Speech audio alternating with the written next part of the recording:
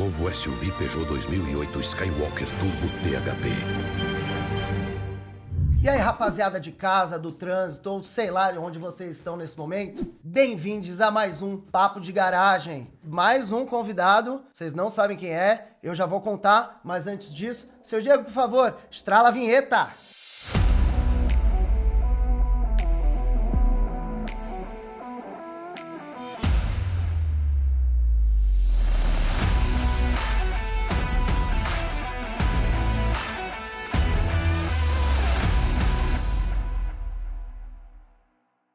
Estamos de volta aqui e eu trouxe como convidado de hoje o nosso querido Frederico Menegatti. Posso chamar de Fred?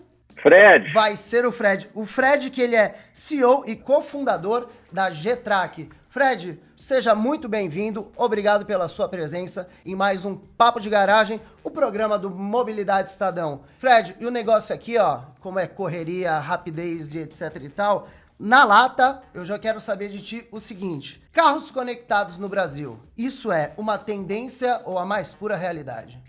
Diz pra mim. Já é a realidade, Matheus. A gente começou a trabalhar com isso há mais de 10 anos. Aí sim, era uma coisa que não existia. A gente criou esse mercado. Mas hoje já é uma realidade, mas é uma realidade que está começando agora. Olha o nível de oportunidade desse negócio. Isso está começando agora. Hoje a gente tem uma frota automobilística aí no Brasil de automotores na faixa de 43, 44 milhões de veículos. Tá? E a gente tem menos de 5 milhões desses veículos conectados. Então a gente está falando de pouco mais de 10% dos veículos conectados. E estima-se que em 5 anos a gente tenha pelo menos 30% dos veículos conectados, pelo menos. E por que hoje isso já é uma realidade? Primeiro, houve uma redução muito forte do custo dessa tecnologia no decorrer desses últimos 10 a 15 anos, o que democratizou demais a utilização de dispositivos nos carros para se conectar. Houve também uma mudança, e essa mudança ela também está começando agora. Você entenda que existem pessoas que usam o carro 100 km por mês, existem pessoas que usam o carro 10 mil km por mês. Conectar o carro está possibilitando que alguns prestadores de serviço, como uma seguradora, consigam fornecer produtos diferenciados pela utilização do carro. E aí só conectando o carro que você consegue. Então é outra coisa que está estimulando essa conexão dos veículos. E outra vibe que está acontecendo muito forte agora é a questão da vinda através da montadora vir de fábrica o carro conectado. Então a gente já tem as principais montadoras, as premium já todas elas já tinham, né? Volvo, BMW, Mercedes, e agora a gente tem também Volkswagen, Fiat, Jeep, Hyundai, a GM foi a pioneira nisso daí. Então as montadoras estão apostando também que é possível gerar valor com a conexão desse veículo e também gerar receita. Mas, como eu havia falado, isso está só começando. Se a gente tem 10% só dos carros conectados, você imagina o que é a oportunidade desse mercado. Esse futuro aí promete. O futuro que já está acontecendo, mas há de melhorar. Há de melhorar. Gostei muito disso. Seguindo aqui, conta pra mim então, como que vocês ajudam outras empresas a criarem produtos a partir dos dados? Então vamos lá. O petróleo de tudo hoje são os dados, né, Matheus? Assim, tudo é dados, né? É o grande combustível que nos move. Combustível da economia e é o que está hoje em voga no mundo inteiro, essa confusão, jurídico, colocando leis em cima de proteção de dados, que o dado é a coisa mais importante que a gente tem na mão hoje. Dado muda eleições, dado muda a forma de viver, muda valores, muda tudo. E não é diferente com o segmento hoje de mobilidade. Então, basicamente, hoje, a gente está observando 3 grandes utilizações dos dados do carro conectado. O primeiro é com relação à segurança. Então, em países como o Brasil, cuja o volume de furto e roubo é muito alto, e a gente tem percebido um aumento também de casos de furto e roubo em países desenvolvidos, tá? A conexão do carro, ela gera dados importantes para recuperação e até para prevenção de furto e roubo. Então, basicamente, né, as seguradoras e outras empresas de segurança colocam o carro conectado para quê? Para buscar a informação de quando ele for roubado. roubado ou furtado, você recuperar aquele bem. Mas a coisa já evoluiu nessa questão de segurança. Hoje, a quantidade de informação que você consegue buscar de um veículo conectado é tão grande que a gente já percebe, a gente já tem hoje nos bancos de dados qual que é o perfil de condução daquele motorista. A gente já sabe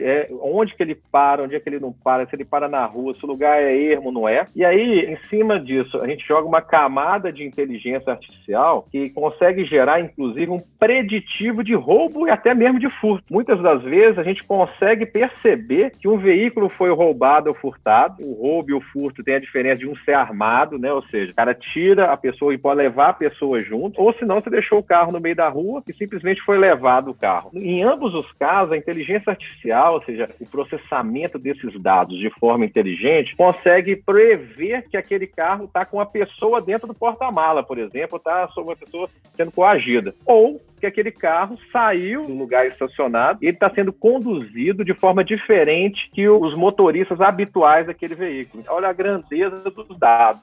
Isso tudo tanto isso é dado, no aumento de velocidade, rota que ele falou. Então você tem completo controle disso, assim. Controle, a forma de condução hoje, ela é parametrizada. Depois de 2 meses que o cara está conduzindo, e pode ser mais de um motorista, a gente consegue hoje criar padrões e falar assim, quem dirige esse carro são esses 2 padrões. Agora, quem está dirigindo não é nenhum dos 2, tá? E está indo para um lugar que é diferente. Então, isso gera um alerta, isso gera uma ação preditiva, que aí são serviços hoje que já estão disponíveis no mercado a partir daí.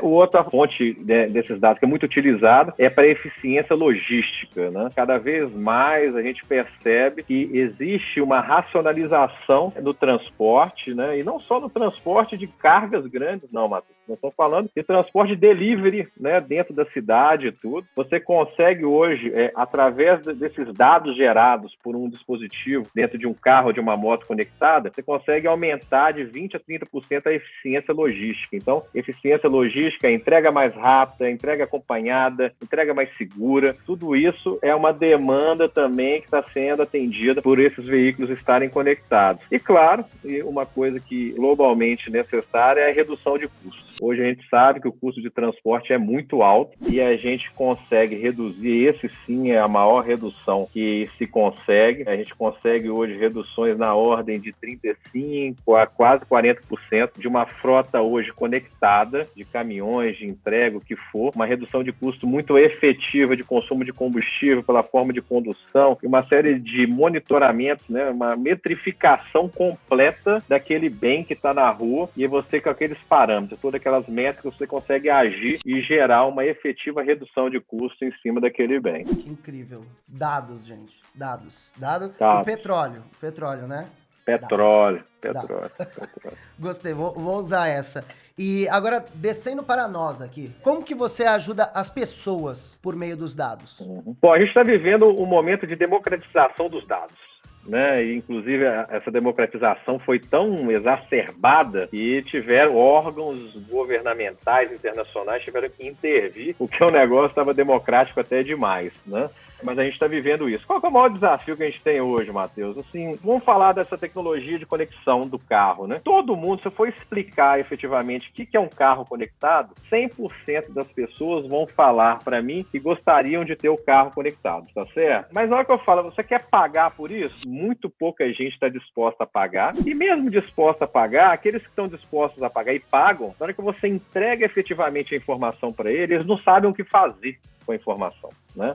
Então esse é o desafio de todos os segmentos, que é esse desafio das interfaces, né? Dessa questão do X, de o Y, de você saber como você relacionar com aquele usuário. Então a gente tem um golden goal na cabeça aqui da nossa empresa, que se a gente conseguir fazer o cara utilizar o nosso app, por exemplo, 2 vezes por dia, a gente está bem sucedido. Então, como fazer utilizar? Então, para mim, o maior desafio nosso hoje que a gente está vivendo, não só no nosso segmento, qualquer um, é como que você aborda o usuário. Quando você entra na vida do usuário, como você entra de forma, às vezes, subliminar na vida do usuário para ajudar o dia a dia, para melhorar a qualidade de vida, sabe? Isso é um dos maiores desafios que a gente vive. Mas, assim, as aplicações hoje disso são enormes, são muito grandes. Então, você tem hoje aplicativos de rota, então você tem os Waze da vida, você tem outros aplicativos que te direcionam para um lugar específico, você sabe que tem um bloqueio ali na frente, você tem hoje a conexão, praticamente todas as capitais, os ônibus hoje hoje são conectados, então você tem painéis hoje que falam quanto tempo o ônibus vai chegar, você tem um app que fala, cara, vai pro ponto agora que o ônibus vai chegar daqui, sabe? Então, os dados estão aí, estão sendo cada vez mais utilizados. Mas o grande desafio é esse, é da gente conseguir resultados, né? Da gente efetivamente conseguir um resultado justo que gere efetivo valor para o usuário, para que ele use aquilo de forma subliminar, que é a maior dificuldade hoje. É a maior dificuldade. Interessante como você colocou, tipo, estão aqui todos os dados e você não sabe o que faz com eles, né? Tipo, não faz, não sabe o que faz. Não tem essa relação. Né? E aí, viver o cliente é muito importante, viver o ser humano, viver a pessoa. Só assim é que é possível gerar algum tipo de solução que faça sentido. O mundo está cheio de ideias maravilhosas, mas que não tem aplicação nenhuma prática frente ao ser humano ali. Não gera nenhum tipo de melhoria de qualidade de vida, não faz sentido. E através das interfaces e da vivência, de chamar esse usuário para o jogo, é o grande desafio hoje que essas empresas de tecnologia estão vivendo. Muito legal. Dados aliados a propósitos. Então, fez muito sentido. Fala aí, tá maneiro o papo de garagem, não tá? Então vê se não esquece. Aquela curtida, compartilha também, ó, peteleco na sineta, assim tu fica por dentro de todas as novidades do Mobilidade Cidadão. Sigo aqui falando sobre futuro, falando sobre dados e falando sobre mobilidade. Na sua visão, qual o futuro dos dados na mobilidade? Cara, Matheus, aí sim, aí nós estamos vivendo um momento completamente disruptivo. E essa disrupção, principalmente com a pandemia, muita coisa está catalisando. Essas coisas iam acabar acontecendo, mas a pandemia deu uma catalisada e trouxe uma acelerada no processo. Mas a gente está vivendo um mundo com novos hábitos, novos valores, novas prioridades. Então, isso tudo vai mudar de forma muito forte como que cada ser humano se relaciona com mobilidade. Então, eu te falo que em menos de 5 anos, o mundo que a gente vive hoje em termos de mobilidade vai ser completamente diferente do que é hoje. Vou anotar aqui, hein? Né? De novo. Gosto de anotar, vou anotar esse daqui. Pode anotar, pode anotar. Cara, eu não sei se idade, mas eu tenho mais de 40 anos e carro era um status. Eu tenho cara de 20 e poucos, não tem? Uns 28, digamos assim.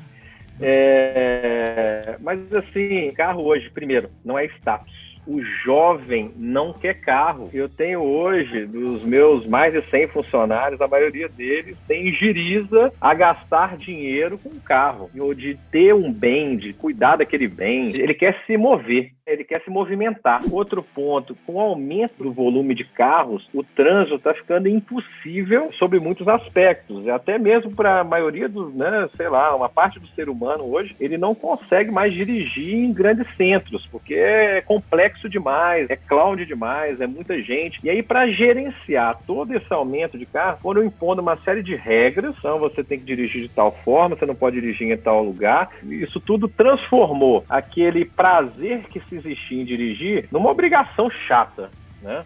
Mas a gente tem uma necessidade de transporte, de mobilidade. Então, eu acho que tudo isso vai mudar, e agora, principalmente com o home office, né, que o home office não é um negócio transitório. O home office ele veio para ficar. Então, muitas das vezes, a gente usa o carro mais para lazer do que qualquer outra coisa. Então, acho que muita coisa já está mudando. Então, o que já mudou? Hoje, os sistemas de delivery, né, essa mobilidade conectada, né, de você pedir uma coisa, de você, essa coisa chegar no mesmo dia, o nível hoje de tecnologia que existe, Matheus, para você chegar no seu app, comprar alguma coisa e chegar na sua casa, às vezes, no mesmo dia, a tecnologia empregada ali é uma coisa assustadora perto do que era a realidade desse segmento há 3 anos atrás, tá certo? O quanto que evoluiu nesses últimos 3 anos foi uma coisa absurda. Esses aplicativos hoje de viagens, não estou falando só de aplicativos de viagem local dentro da cidade, não. Você tem hoje aplicativos de viagens intercidades, interestaduais e tudo. Isso está tomando uma proporção que está mudando o modus operandi de muita coisa. O que era o táxi há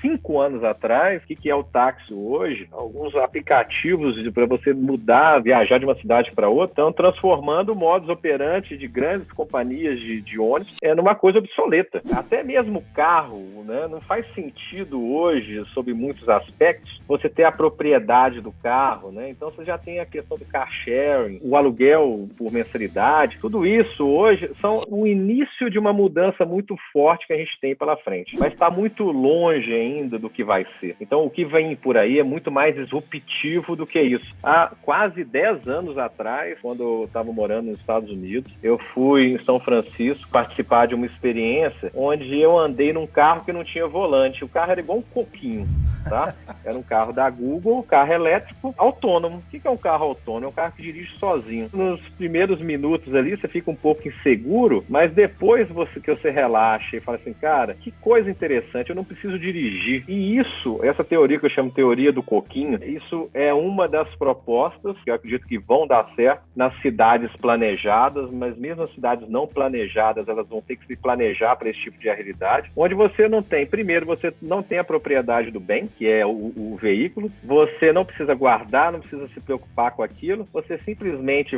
aquele item vai saber dos seus rituais, vai estar conectado na sua agenda, e ele vai, na hora que você tem uma reunião, que você precisa sair de casa para ir para algum lugar, ele já vai saber que tem que estar na porta da sua casa, sem motorista, sem nada, na tal hora, para você chegar a tal hora no seu compromisso. E na hora que você sair, a mesma coisa. Isso de forma natural. As gerações que estão por vir, elas não vão saber dirigir, elas vão saber utilizar aquilo ali de forma eficiente e vão ser transportadas através desses tipos de serviços que estão por vir. Uma outra fronteira que essa também está evoluindo muito é a questão do ar, né? Os drones. Os drones, eles já estão começando a entregar aí embalagens, entregar pequenas embalagens de baixo peso, mas a gente já tem hoje sendo testado no mundo inteiro drones que movimentam pessoas. O helicóptero, né, foi uma sacada sensacional, mas nunca conseguiu ser viável financeiramente mais do que 1% da população. Já o drone não, o drone é um negócio diferente, ele é mais simples, né? Hoje já tem empresas, inclusive, muito bem valoradas em termos de tecnologia, que única e exclusivamente fazem, eles regulam e gerenciam o espaço aéreo para drone. Olha que legal, é um negócio que não existia há 2 anos atrás. E hoje tem empresas que estão sendo investidas com muito dinheiro, que eles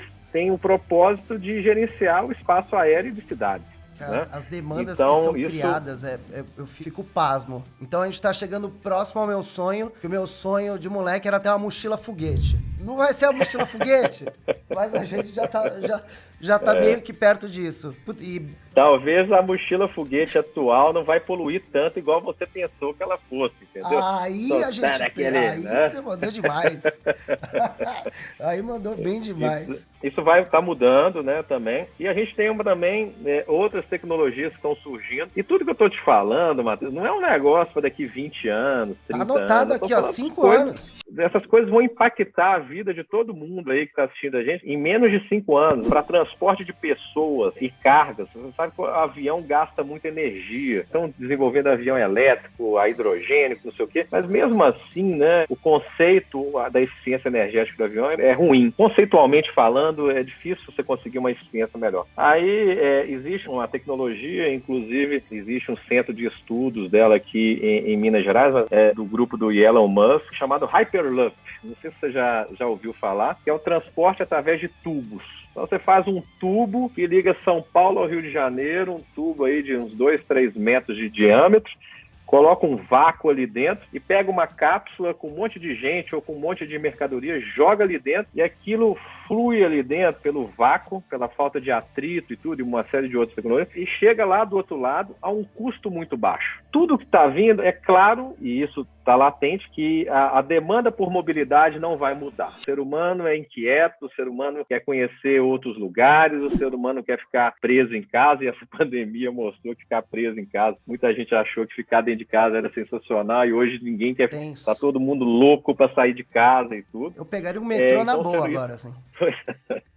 Então, a demanda por mobilidade, ela existe, só que ela vai ser feita de forma diferente. Não dá para fazer da forma que é feita hoje, é poluente, gasta muito dinheiro, é pouco eficiente e exige do ser humano uma interação cada vez mais complexa. Então, acredito que vai ser muito impactante na vida de todo mundo a partir dos próximos anos. Demais. Isso sim é uma visão de futuro, rapaz. Aqui, ó, ouçam o Fred que tá anotado, está anotado. Em 5 anos, tenho também Falei anteriormente pra ele, 5 anos. tem o seu contato, em 5 anos aqui, ó, toca a sua campainha, vou atrás dessas informações. E aqui, já nos finalmente do nosso papo, primeiramente agradecendo ao Fred por essa aula. Aulas, cria. Fechando aqui, eu queria que você deixasse um recado. Qual o seu recado para quem está nos assistindo aqui, assistindo o Papo de Garagem no Mobilidade Cidadã? A gente sempre, assim, a gente falou de mobilidade. E com um tema simples, não tão simples assim, que a mobilidade, a gente vê como é que o mundo está mudando, como é que valores, a forma que o ser humano se relaciona com as tecnologias está mudando. Então, eu sempre faço um apelo, eu que trabalho com tecnologia há mais de 20 anos, né? Eu sempre faço um apelo para que o jovem se interesse pela tecnologia. Não só em utilizar a tecnologia, mas vamos criar tecnologia, vamos criar inovação. Eu sempre falo que a inovação vem de 3 coisas, vem da diversidade, vem da competência e vem da liberdade. Entenda que criar tecnologia é um negócio super bacana. O que vai ser no futuro, eu dei algumas dicas aqui na entrevista, mas o que vai ser no futuro vai ser criado pela gente aqui. Então, eu sempre peço que hoje, às vezes, as pessoas, as crianças são muito envolvidas com tela, com televisão e tudo. E na minha época eu montava, né, Lego, motorzinho, que não sei o quê.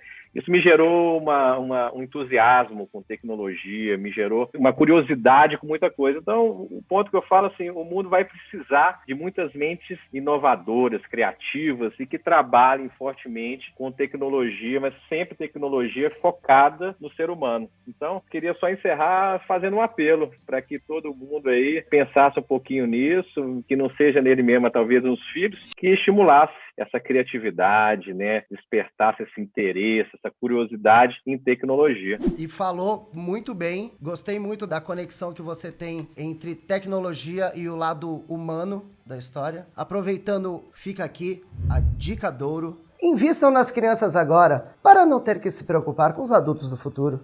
Fred, mais uma vez, muito obrigado. Obrigado, velho. Agradeço demais Tamo a junto. sua presença. Nos vemos em breve, em 5 anos que eu vou atrás dessa informação aqui.